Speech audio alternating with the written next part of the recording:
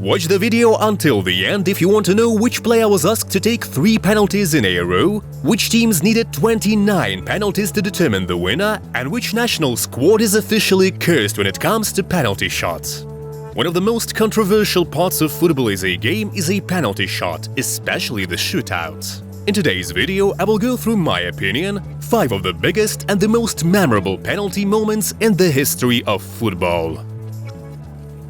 The football lottery has been criticized a lot, especially in recent years. A lot of people are comparing them to rock, paper, scissors, due to the large aspect of luck during the shootouts. Unfortunately or fortunately, football is very physically demanding, and there is no other option to end the match in case of a draw. Despite analysts saying that the penalty shots and especially post-extra time shootouts are not allowing the better team to win, there is no better solution to determine the winner. Here we go, the 5th place. The phrase "football is coming home" is familiar to all football fans. The song "Three Lions" by David Baddiel, Frank Skinner and the Lightning Seeds became the unofficial anthem of the English national football team.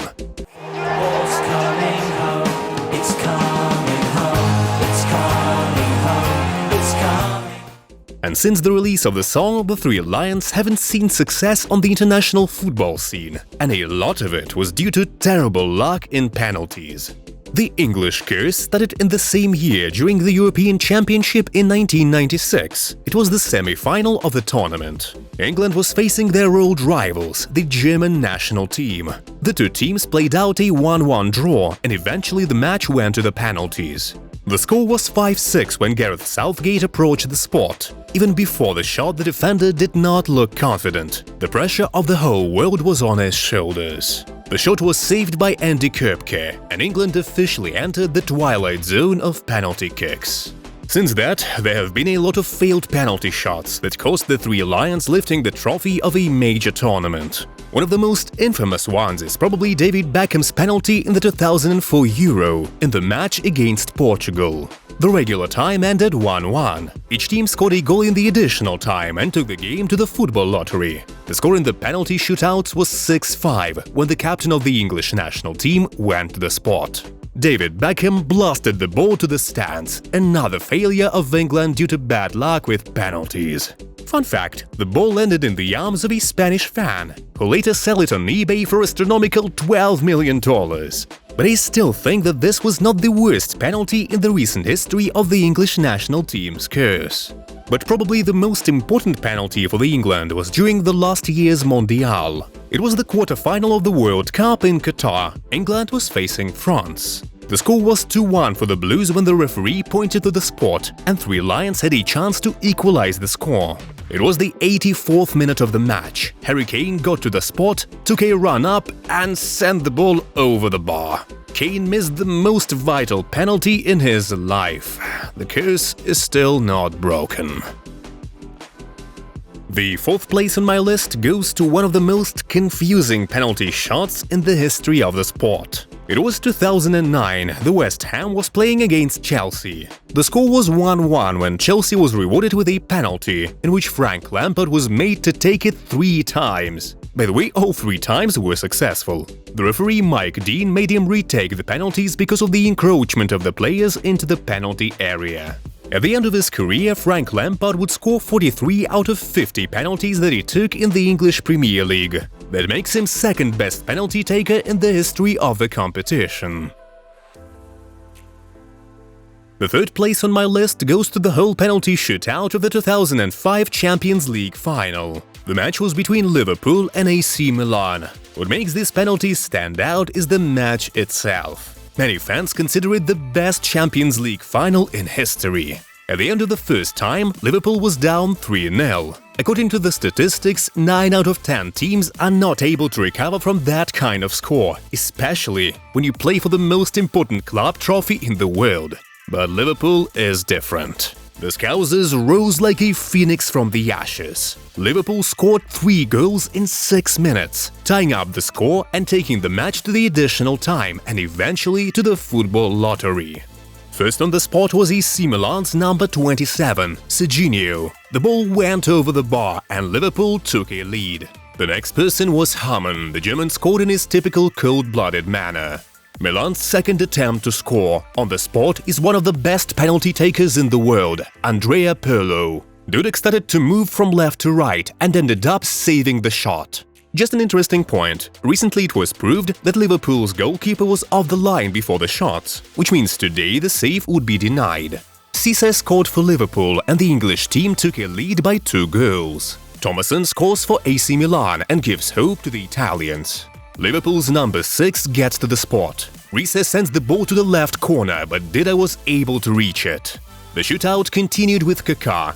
Jose Dudek was trying to intimidate the Brazilian superstar with his unusual moves like wobbly legs, but it did not help him, and Kaká scored. Schmitzer was next from Liverpool's squad. The Czech player sends the ball in the opposite direction of Dida. Goal! AC Milan needed a goal, and who else should have the last word if not one of the best strikers of that time, Andrei Shevchenko. The Ukrainian player sends the ball right in the middle, where Jose Dudek blocked the shot with the tips of his fingers. Liverpool gets the trophy and pulls one of the greatest comebacks in the history of club football.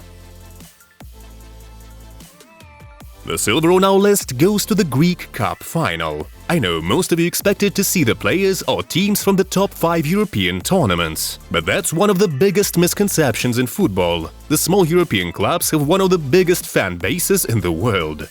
It was the 65th final of the Greek Cup. The match took place on May 2, 2009 at the Olympic Stadium in Athens. The stadium was packed with 50,000 fans. The match was between AEK Athens and Olympiakos. It was AEK's 19th Greek Cup final in their 85-year history and Olympiakos' 34th final in their 84 years of existence. It was officially the last match of the legend of Olympiakos, the captain Predrag Dodivic. The Croatian spent 13 years in the club.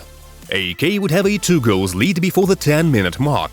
2 back-to-back goals by the Argentine Ismael Blanco.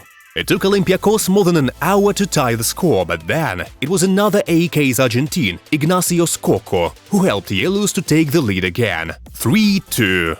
It looked like the match was finished, and AEK will raise the Greek Cup trophy for the 14th time. But English player of Olympiakos, Matt Derbyshire, had a different plan. He scored a header in the 96th minute of the match, sending the teams to extra time.